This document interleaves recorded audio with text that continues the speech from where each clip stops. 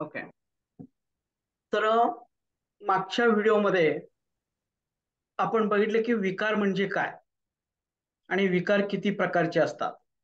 विकार म्हणजे काय की any imbalance created in mind body or soul.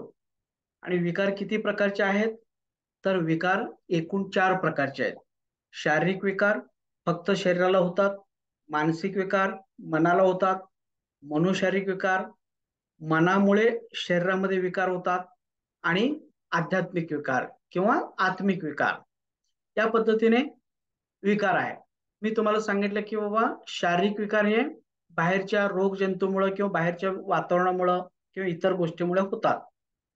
आणि मानसिक विकार त्याची काही कारण सांगता येत नाही. आयुष्यामध्ये जर वेगवेगळे प्रसंग घडले, नेगेटिव्ह प्रसंग घडले, त्याच्यातनं हे मानसिक विकार होतात. आणि आपण बघत होतो की मनोशारीरिक विकार.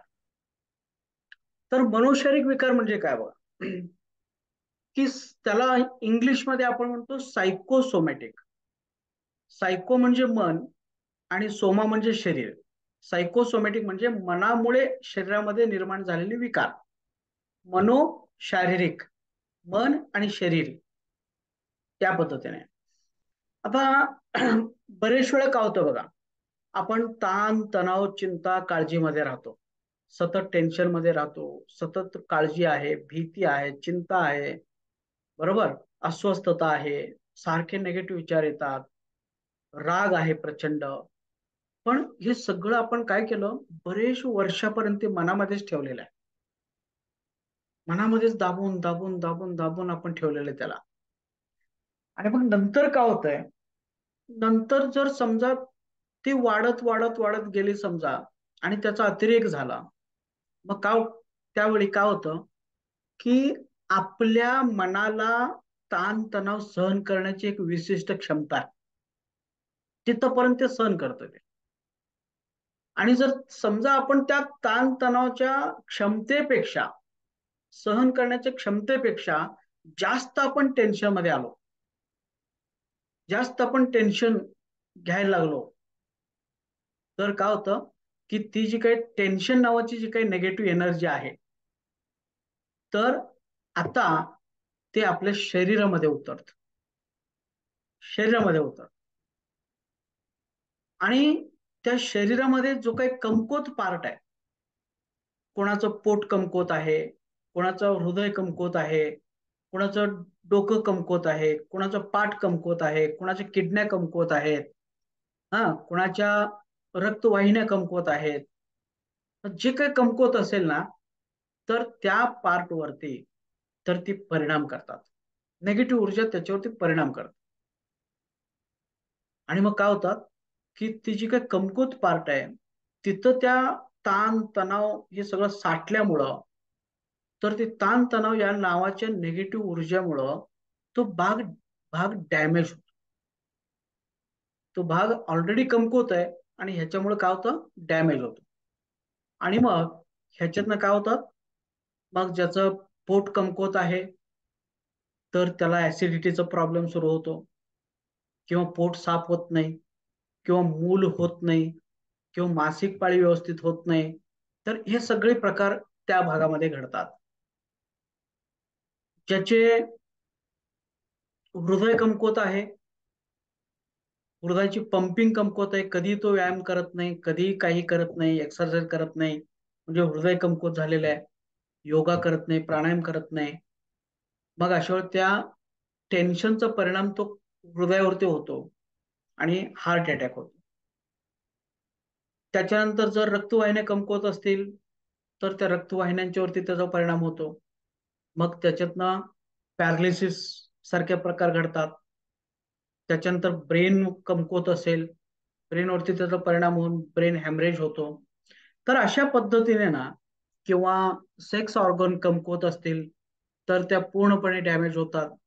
तिथून पुढे मूल न होणे म्हणा, किंवा सेक्स पॉवर कमी होणे, ह्या सगळ्या प्रकार त्याच्यातनं घडतात. म्हणून अति टेन्शन मध्ये, अति राग, अति चिडचिडापणा, अति काळजी, अति चिंता, हे काय करतं की ती एक्सेस जी ऊर्जा आहे आपल्या शरीरामध्ये पाठवतं, आणि ते शरीराच्या कमकुवत भागावरती स्टोअर होतोय आणि त्या कमकुवत भागाला ते डॅमेज करतं आणि त्याच्यातनं ती विकार होतात आणि त्या विकारांना आपण काय म्हणतो, मनोशारीरिक विकार. त्यांना आपण म्हणतो मनोशारीरिक विकार. मनामध्ये टेन्शन आलं म्हणून ते शरीरामध्ये विकार झाला, बरोबर. तर मनोशारीरिक, म्हणून लक्षात घ्या की मनोशारीरिक विकार आणि मानसिक विकार मिळून जवळपास 80 ते 90% विकार आहेत. 100 माणसं जर आपण बघितलो, 100 पेशंट जर आपण घेतलो, तर 100 पेशंट पैकी 80 ते 90 पेशंट हे मानसिक आणि मनोशारीरिक विकाराचे असतात. कोण बीपी वाढला म्हणून येतोय, कोण शुगर वाढला म्हणून येतोय, कोण कोण पोट साफ होत नाही, कोण पित्त वाढलंय, कोण हार्ट अटॅक झालं, कोण पॅरालिसिस झालं, कोण त्वचा विकार झालेला आहे, कोण डोकं दुखतंय. हे सगळे मनोशारीरिक विकार आहे. टेन्शनचे विकार आहेत हे सगळे टेन्शन आहे. टेन्शन जास्त आहे, त्वचारोग होतात. टेन्शन जास्त आहे, आणखीन काही कंबरदुखी, पाठदुखी, डोकंदुखी, हे सगळे प्रॉब्लेम्स होतात. आणि म्हणून लक्षात घ्या की तुम्ही जर ह्या गोळ्या घेता घेता, बीपीचे पण गोळ्या घ्या, शुगरच्या गोळ्या घ्या, बाकीच्या गोळ्या घ्या, हे घेता घेता जर समजा तुम्ही सम्मोहनचा वापर केला, स्वयंसूचना घेतला, पॉझिटिव्ह व्हिज्युअलायझेशन जर तुम्ही केला, हिप्नोटिझम करून जर तुम्ही कुणाकडनं सूचना घेतला की हो तुमची बीपी नॉर्मल झालेलं आहे, तुम्ही आनंदी राहता, प्रसन्न राहता, तुमच्या शरीरामध्ये रक्तप्रवाह व्यवस्थितपणे होत आहे, असं जर काही चांगल्या चांगल्या सूचना जर घेतला, तर ह्या बीपी, शुगर, बाकी सगळे जे विकार आहेत ते हळूहळू हळूहळू कमी होतात आणि नंतर मग ते गोळ्या सुद्धा बंद होतात. त्यामुळे गोळ्या प्लस हे सूचना, हिप्नोटिझम, ह्यांचा वापर केलं तरच ते पेशंट कव्हर होतो. नाहीतर पेशंट सतत टेन्शन मध्ये आहे आणि इकडं मात्र तो बीपीच्या गोळ्या घ्यायला लागलेला आहे, तर बीपीचे गोळे वाढतच जाणार. कारण टेन्शन जोपर्यंत तुम्ही बंद करत नाही तोपर्यंत हे बीपी वाढतच राहणार. टेन्शन जोपर्यंत तुम्ही बंद करत नाही तोपर्यंत तुमचे पेशी कमकुवत होणार आणि ते शुगर वाढतच राहणार. त्यामुळं मनावरती पण उपचार करावा लागतो. मानसिक मनोशारीरिक विकारामध्ये मनावरती पण उपचार करावा लागतो आणि शरीरावरती पण उपचार करावा लागतो. मनावरती तुम्ही हिप्नोटिझमने उपचार करा आणि शरीरावरती औषध घ्या. ते होमिओपॅथी घ्या, ॲलोपॅथी घ्या, आयुर्वेद घ्या, कुठलेही घ्या, परंतु ते औषध घेऊन शरीराला कव्हर करा आणि हिप्नोटिझम करून घेऊन मनाला कव्हर करा. असं जर झालं तर मात्र काय होतं, तो पेशंट कव्हर होतो आणि काही दिवसानंतर कायमस्वरूपी कव्हर होतो. पण इथं लोक काय करतात, फक्त गोळ्या घेतात पण टेन्शनचा विचार करत नाही, ताणतणावाचा विचार करत नाही, त्याच्यावर उपचारच करत नाहीत, फक्त गोळ्या घेत राहायचं. त्याच्यामुळं आयुष्यभर त्याला गोळ्या घ्याव्या लागतात. बघा, एकदा बीपीची गोळी सुरू झाली किंवा एकदा तुमच्या शुगरची गोळ्या सुरू झाल्या तर कधीही त्या बंद होत नाहीत. कारण का, तर तो माणूस मनावरती उपचारच करत नाही. तुम्ही मनावरती पण उपचार करायला पाहिजे आणि शरीरावरती पण उपचार करायला पाहिजे, हे तुम्ही लक्षात घ्या. ओके. तर या पद्धतीने मनोशारीरिक विकार. त्याच्यानंतर ह्या मनोशारीरिक विकारावरती उपचार करायला हिप्नोथेरपी, NLP, EFT, व्हिजन थेरपी, चक्र बॅलन्सिंग, प्राणिक हिलिंग, रेकी, हे सगळे उपचार पद्धती खूप चांगल्या पद्धतीने काम करतात. त्यानंतर अजून एक विकार आहे ते म्हणजे आत्मिक विकार. चौथा जो प्रकार आहे तो म्हणजे आत्मिक विकार. तर आत्मिक विकार म्हणजे काय, तुमच्या आत्म्याला झालेले विकार. एक झाला शरीराला झालेले विकार, दुसरं झालं मनाला झालेले विकार आणि तिसरा जो आहे तो आत्म्याला झालेला विकार. म्हणजे इथं लक्षात घ्या, तुमच्या आत्म्याला वेगवेगळ्या कारणाने विकार होत असतात. त्याला काही विकार चिकटतात. उदाहरण तसं की जर तुम्ही तुमच्या शरीरामध्ये जे काही चक्र आहेत, जर तुम्ही ते बॅलन्स नाही केलं तरी आत्मिक विकार होतात. समजा तुम्ही तुमच्या मागच्या जन्मी काही वाईट काम केलं असेल, काल मी सांगितल्याप्रमाणे जर तुम्ही वाईट वाईट वाईट काम केलं असेल तर त्याचा परिणाम या जन्मी होतो आणि तो विकार तुमच्या आत्म्याला झालेला असतो. किंवा अध्यात्मामध्ये सांगितलं जातं की जर तुम्ही देवापासून लांब गेला, कधीही तुम्ही नामस्मरण करत नाही, कधीही देवपूजा करत नाही, पाठ करत नाही, आठवण काढत नाही, असं जरी झालं तरी सुद्धा ते आत्मिक विकार तयार होतात. आत्मिक विकार म्हणजे नेमकं काय? तर तुमच्या आयुष्यामध्ये घडणारी घटना, बरं का. एक तरी ही आहेच. कसं काही लोकांना सारखे वारंवार एकच प्रकारचे स्वप्न पडतात. तो सुद्धा एक आत्मिकच विकार आहे. आणि मागच्या जन्मी तुम्ही एखाद्या गोष्टीला घाबरला असेल, समजा तुम्ही समुद्रामध्ये बुडून मेलं असेल, तर सारखं तुम्हाला स्वप्नामध्ये समुद्रच दिसणार, पाणीच दिसणार आणि तुम्ही एकदम दचकून उठणार. समजा मागच्या जन्मी तुम्ही डोंगरावरनं पडून मेला असेल, सारखं तुम्हाला डोंगर दिसणार, डोंगरावर पडल्यासारखं वाटणार. तुम्ही समजा मागच्या जन्मी जर तुम्ही मारामारी करून मेलं असेल, तर आता तुम्हाला स्वप्नामध्ये सारखे मारामारी दिसणार. ह्याला मारलं, त्याला मारलं, हे मारलं, ते मारलं, सारखे मारामारी. कारण ते तुमच्या अंतर्मनाला ते विकाराच्या स्वरूपामध्ये बसलेलं आहे आणि ते तुम्हाला स्वप्नामध्ये ते दिसतात. किंवा काही वेळा तुम्हाला काय होतं, पाणी बघितलं की भीती वाटतंय, उंच म्हणजे डोंगर बघितले की भीती वाटतंय, मारामारी बघितलं की मागं सरकतात, घाबरतात. कारण का? तर ते मागच्या जन्मी त्यांना तसे वाईट अनुभव आलेले आहेत. ह्याला आपण म्हणायचं आत्मिक विकार. किंवा काही वेळा आत्मिक विकार म्हणजे कुठले? तुमच्या आयुष्यामध्ये जी घटना घडतात ते सुद्धा आत्मिक विकार. नवरा बायकोचं पटत नाही, सतत भांडण होतात, आत्मिक विकार. खूप कष्ट करता परंतु पैसाच येत नाही, आत्मिक विकार. त्याच्यानंतर सगळीकडे अपयशच आहे, कुठेही यश मिळत नाही, आत्मिक विकार. सारखे काही ना काही प्रॉब्लेम्स चालूच आहेत, बंदच होत नाही, आत्मिक विकार. तर हे सगळ्याची जो कारण आहे ना, तर ते तुमच्या मागच्या जन्मी असते, की आता असं का, माझं आयुष्य असं का. तर याचं कारण कुठं आहे? तर मागच्या जन्मी आहे. मागच्या जन्मी काही गोष्टी तुमच्या आत्म्याला चिकटलेल्या आहेत आणि म्हणून आज तुम्हाला ते व्यवस्थितपणे जगू देत नाही. तर ह्याला म्हणायचं आत्मिक विकार. आणि हे आत्मिक विकार अजून मेडिकल सायन्समध्ये घेतलं गेलेलं नाही. ह्या तुमच्या आयुष्यामध्ये जे प्रॉब्लेम्स येतात ते सुद्धा एक प्रकारचे विकारच आहेत. पण ते मेडिकल सायन्समध्ये त्यांना विकार कन्सिडर केलेले नाही. परंतु ही एक प्रकारचे विकारच आहेत आणि त्यांच्यावरती सुद्धा उपचार करता येतं. तुम्ही जर तुमच्या पास्ट लाईफमध्ये गेला, व्यवस्थितपणे जर तुम्ही पैशाबद्दल जर उपचार करून घेतला, तर आपोआपच तुमचं या आयुष्यामध्ये पैसे येतात. जर पास्ट लाईफमध्ये जर समजा तुमच्या पती पत्नीमध्ये प्रचंड भांडण झालं असेल, तर या जन्मी सुद्धा ते भांडण होणारच आहे. आणि तुम्ही पास्ट लाईफ थेरपीमध्ये जाऊन तर तो भांडण तिथलं तिथं मिटवला, तर या जन्मी सुद्धा ती भांडण मिटणार आहे. तर अशा पद्धतीने ना, PLR नावाचं एक थेरी आहे ह्याला. म्हणजे मागच्या जन्मी नेऊन तुम्हाला ते उपचार केला जातो. किंवा तुम्ही जर समजा की सतत नामस्मरण करत राहिला तरी सुद्धा जातात. तुम्ही चक्र बॅलन्सिंग केला तरी सुद्धा ही विकार जातात, बरं का. तुम्ही ध्यान केला, अगदी 5 महिने, 10 महिने, वर्ष, 2 वर्ष ध्यान केला तरी सुद्धा ही विकार जातात. ध्यान करणाऱ्याच्या आयुष्यामध्ये फारसा प्रॉब्लेम येत नाही, सगळे मुळासकट निघून जातात. बरोबर, त्याचं आयुष्य एकदम स्मूथ चालतोय. तर या पद्धतीने past life therapy, prayer therapy, सारखे तुम्ही देवाला प्रार्थना करू शकता, चक्र हिलिंग करू शकता, मेडिटेशन करू शकता. Excuse meditation. एक्सक्यूज मेडिटेशन म्हणजे काय?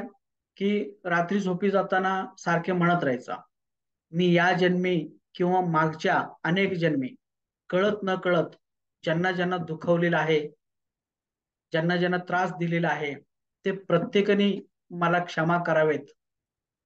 आणि मला सुद्धा ज्याने ज्याने दुखवलेलं आहे, मी त्या सगळ्यांना माफ करतो. असं वारंवार वारंवार म्हणत म्हणत झोपायचं. ह्याच्यामुळे काय होतं, की तुम्ही जे केलेले अनेक जन्माची जी चुका आहेत, तर त्या सगळ्या हळूहळू हळू नष्ट होतात आणि तुमच्या आत्म्याला जे लागलेले डाग आहे, ते डाग निघून जातात. आणि मग एक दिवस असा येईल की बाबा तुमचं आयुष्य एकदम स्मूथली चालतो, इझिली चालतो. ओके. तर अशा पद्धतीने ह्या सगळ्या टेक्निक्स आहेत, त्याचा आपण वापर करू शकतो. तर या पद्धतीने मित्रांनो, शारीरिक विकार, मानसिक विकार, मनोशारीरिक विकार आणि आत्मिक विकार असे एकूण 4 प्रकारचे विकार आहेत.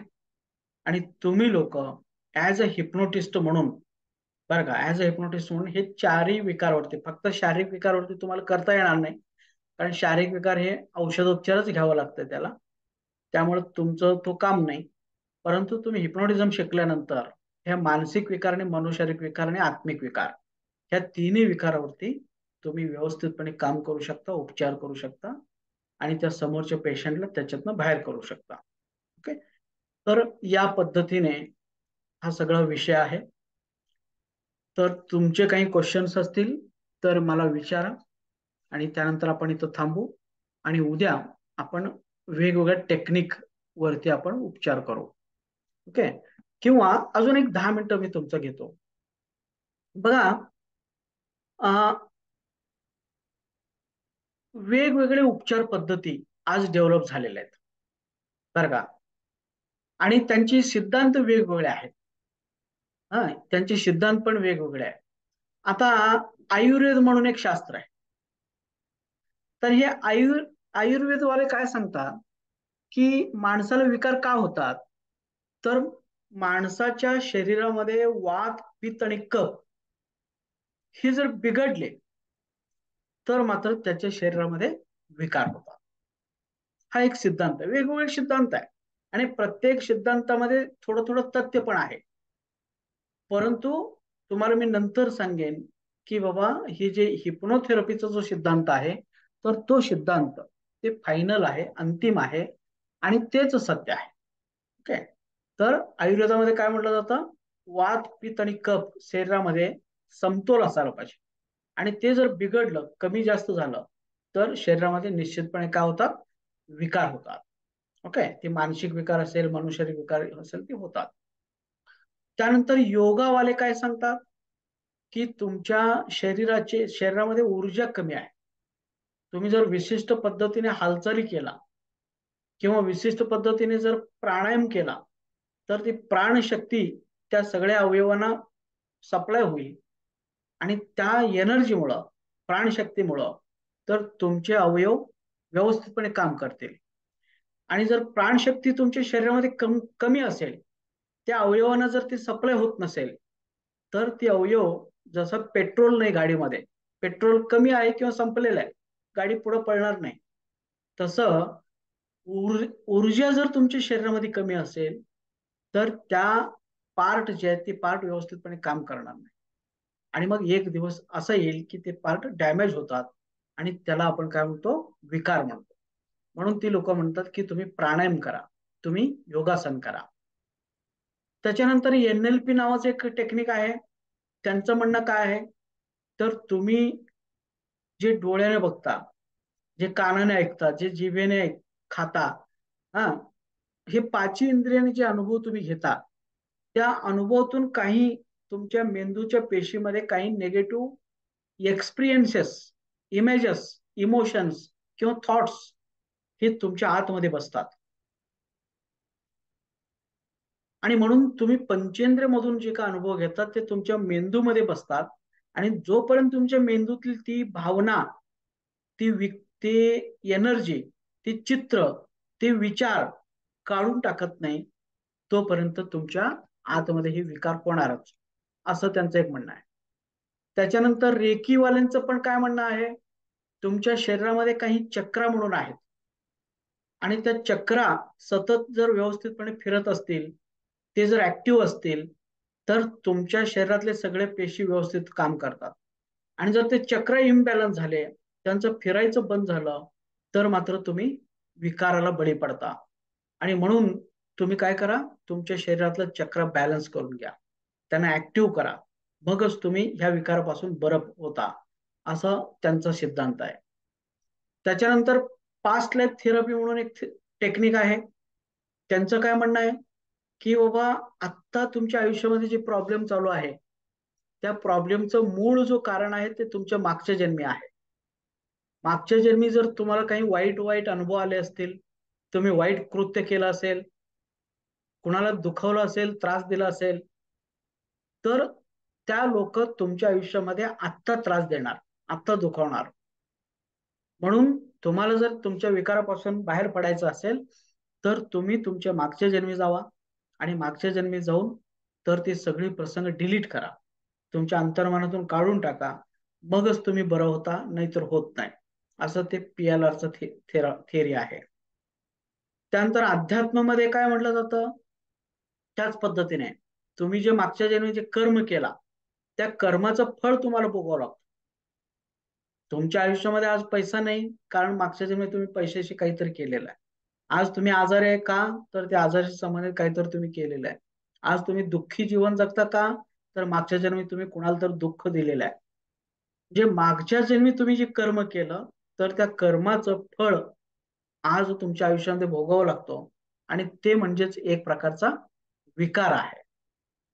त्याच्यानंतर सायकेट्री, जे आपण औषध घेतो, तर ते काय म्हणतात, तुमच्या मेंदूमध्ये न्यूरॉन्स म्हणून आहेत, न्यूरॉन्स किंवा न्यूरो ट्रान्समीटर्स आहेत.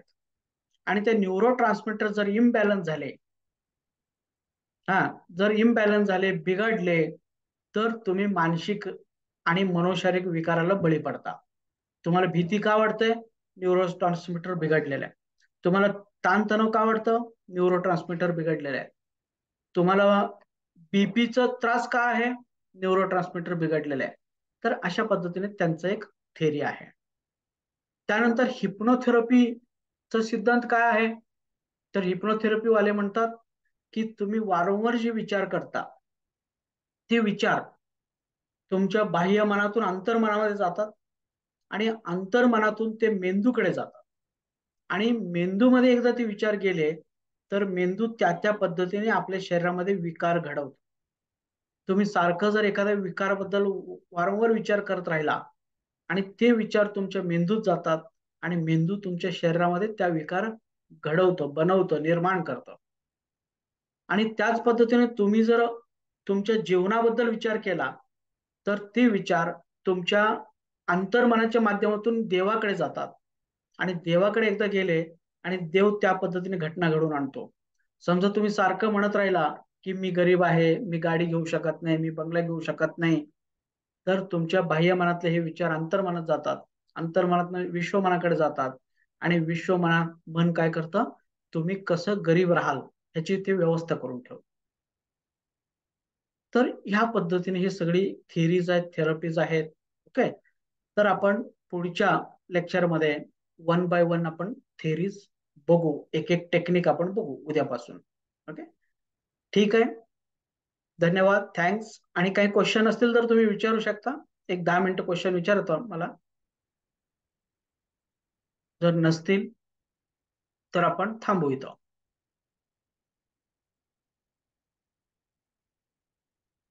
ओके. सर प्रत्येक गोष्टीवरची प्रोसेस म्हणजे असं ओरली सांगणार का? हा, म्हणजे प्रत्येक म्हणजे आपलं म्हणजे प्रत्येक सेशन वरती जे प्रोसेस आहे म्हणजे हिप्नोथेरपी करत असतानाचे, तर ती म्हणजे आपल्याला हेच सांगणार का म्हणजे त्या टेक्निकवर हा काय म्हणतो सर? तर फक्त आपलं थिअरॉटिकल चालू आहे. उद्यापासून ओके, एक एक एक आपण टेक्निक घेऊ आणि प्रॅक्टिकल करून घेऊ. चालेल. आणि सर हॅलो. हा, कोण बोलतोय? हॅलो. हा, बोला. सर मी बोलतोय. तर थेरपी आहे याच्यामध्ये? नाही, याच्यामध्ये फास्ट लाईफ थेरपी नाही, ते एक स्वतंत्र टेक्निक आहे. अच्छा, ठीक.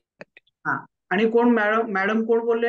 हा सर, मला ऍक्च्युली विचारायचं होतं की आता तुम्ही कसं सांगितलं की म्हणजे जे सर्दी खोकला वगैरे असे औषधं घेऊन बरे होतात, आणि जे मानसिक आजार असतात टेन्शनचे, तर ते तुम्ही त्या प्रत्येक टेन्शन कसं बरं करायचं हे असं प्रोटोकॉल्स देणार का? हा हा, ते सगळं सांगणार, सगळं. Okay okay. म्हणजे प्रत्येकाच्यासाठी वेगवेगळं असतं का सिमिलरच नाही, असतं? काही काही टेक्निक काही विकारांसाठी कॉमन असतात, तर ओके काही काही टेक्निक विशिष्ट विकारासाठी ते स्पेसिफिकली काम करतात. ओके ओके, चालेल चालेल, हा, थँक्यू. ठीक आहे. तर हे आज 2 व्हिडिओ झाले आणि दोन्ही व्हिडिओचं लिंक मी तुम्हाला पाठवून देतो आणि कालचं पण व्हिडिओचं लिंक मी पाठवून देतो. ओके? ठीक आहे. चालेल. आता थांबूया. Good night. God bless you all. Thank you sir. Good night.